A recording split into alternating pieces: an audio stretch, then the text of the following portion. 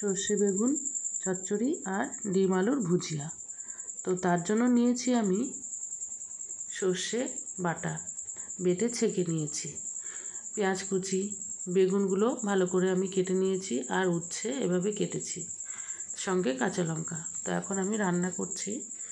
কড়াইতে তেল দেব। তেল গরম হয়ে গেলে আমি দিচ্ছি বেগুনগুলো। আগে বেগুনগুলো দিয়ে ভেজে নেব।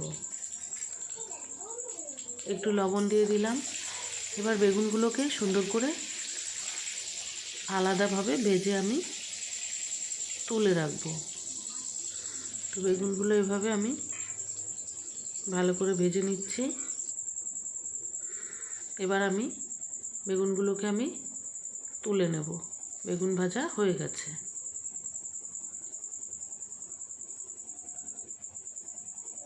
সব বেগুন আমি এভাবে ছেঁকে ছেঁকে তুলে নিচ্ছি।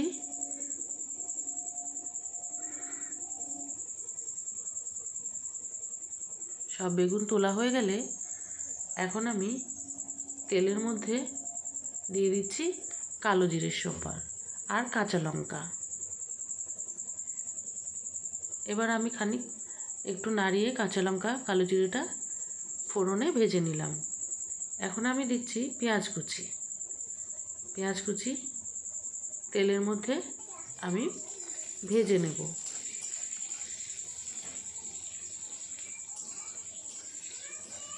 পেঁয়াজ কুচি এভাবে ছড়িয়ে ছড়িয়ে ভেজে নিচ্ছি। কিছুটা ভাজা হয়ে এলে আমি এর মধ্যে দিয়ে দেবো কেটে রাখা উচ্ছেগুলো।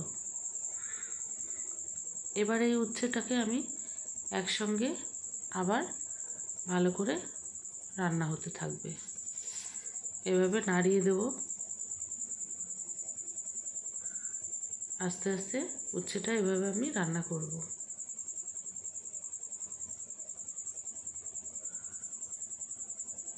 তো এখন উচ্ছের মধ্যে আমি দিয়ে দেব পরিমাণ মতন লবণ।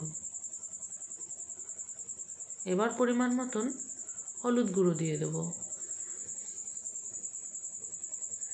এভাবে আমি উচ্ছেটা কিছুক্ষণ রান্না করব।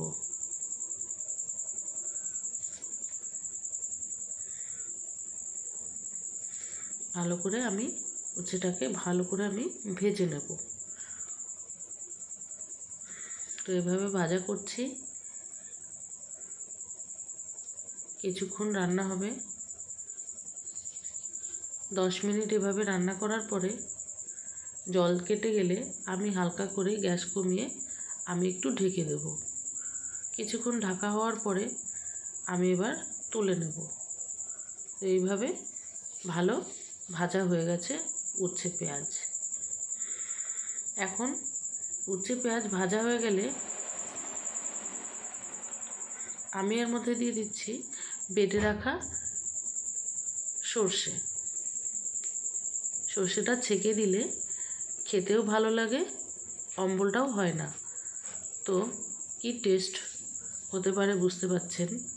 এইভাবে আমি সর্ষেটা দিয়ে দিলাম। এখন আমি এর মধ্যে দিয়ে দিচ্ছি একটু ভাজা জিরের গুঁড়ো। আবার কিছুক্ষণ আমি নাড়িয়ে চাড়িয়ে ভেজে নিচ্ছি, যতক্ষণ সর্ষেটা ভালো মতো ভাজা হয়। আমি এখন বাটিটা ধুয়ে একটু জল দিয়ে দিলাম। বেশি জল দেব না, কারণ আমার উচ্ছেটা ভাজা হয়ে যাওয়া। এভাবে কিছুক্ষণ আমি ঢেকে রান্না করব। এখন আমি দেখব রান্নাটা উচ্ছেটা বেশ মশলাটা গায়ে গায়ে কষানো হয়ে গেছে। এখন এর মধ্যে আমি ভেজে রাখা বেগুনগুলোকে দিয়ে দিচ্ছি। বেগুনগুলো উচ্ছের মধ্যে ভালো করে মিশিয়ে আমি আরও কিছুক্ষণ এইভাবে রান্না করব। এভাবে রান্না কিছুক্ষণ করার পরে নাড়িয়ে দেখুন আমাদের রান্না পুরোপুরি হয়ে গেছে, একদমই রান্না কমপ্লিট। তো এখন আমি ঢেলে নিচ্ছি। এভাবে অবশ্যই বানিয়ে দেখবেন, খুব ভালো লাগবে খেতে।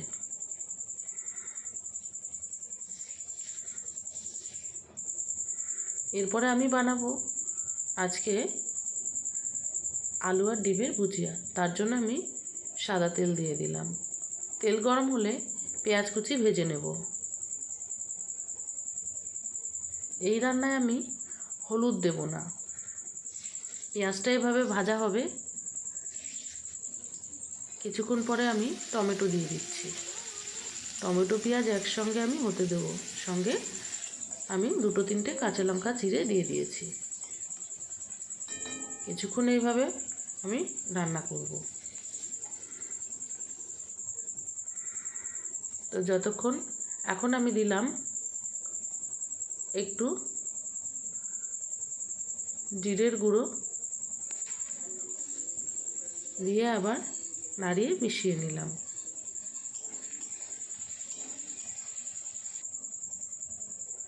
এখন কেটে রাখা আলুগুলোকে আমি দিয়ে দিচ্ছি।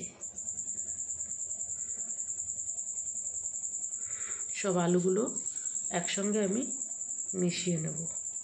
তেলে ভালো করে কষতে থাকবো যতক্ষণ এটা পুরোপুরি ভাজা না হচ্ছে। এবার প্রয়োজন মতো আমি লবণ দিয়ে দিলাম।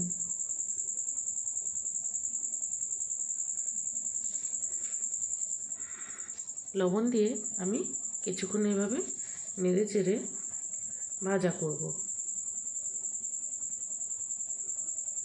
এভাবে কিছুক্ষণ হতে থাকবে। তারপরে আমি গোলমরিচ গুঁড়ো দিয়ে দিলাম 1 চামচ। এইভাবে আরও কিছুক্ষণ আমি নাড়িয়ে ভাজা হতে দেব। এখন দেখুন ভাজাটা এইভাবে প্রায় হয়ে এসছে। এখন আমি 2টো ডিম ফাটিয়ে এর মধ্যে দিয়ে দেব।